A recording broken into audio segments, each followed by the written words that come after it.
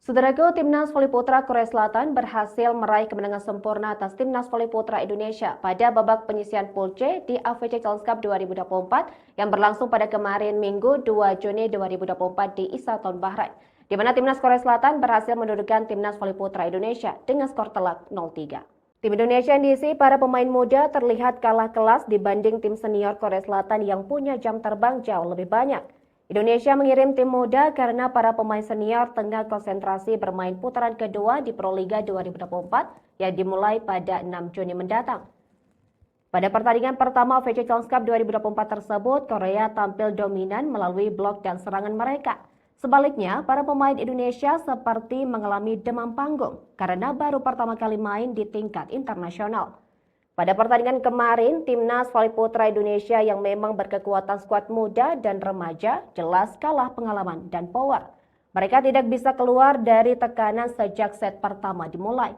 Serangan skuad muda merah putih masih belum matang dan mudah dipatahkan oleh Korea Selatan.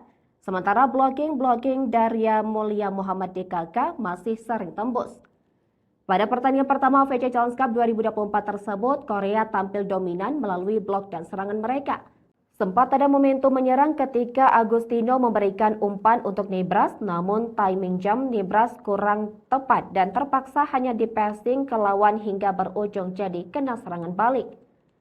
Indonesia baru mendapat momentum di akhir set kedua ketika serangan mereka mulai mempan dan membuat kedudukan mendekat 16-24. Tetapi Korea Selatan dengan mudah mendapatkan satu angka terakhir untuk mengandalkan keunggulan 2 set.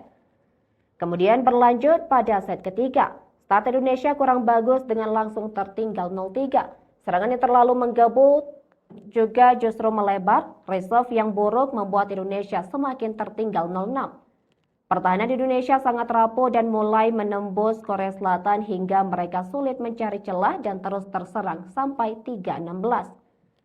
Tidak banyak yang bisa diperbuat Indonesia di penghujung set ketiga sampai kalah 9-25. Kekalahan ini patut dimaklumi menyusul jajaran pemain muda Indonesia yang diturunkan pada AFC Challenge Cup 2024 kali ini. Memang rata-rata merupakan pemain yang masih berusia belasan tahun. Kekalahan ini hendaknya bisa dijadikan bekal menuju laga penyisihan kedua di Pool C.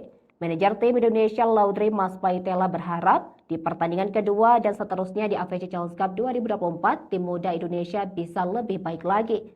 Indonesia selanjutnya akan menghadapi Qatar pada Selasa 4 Juni 2024 mendatang.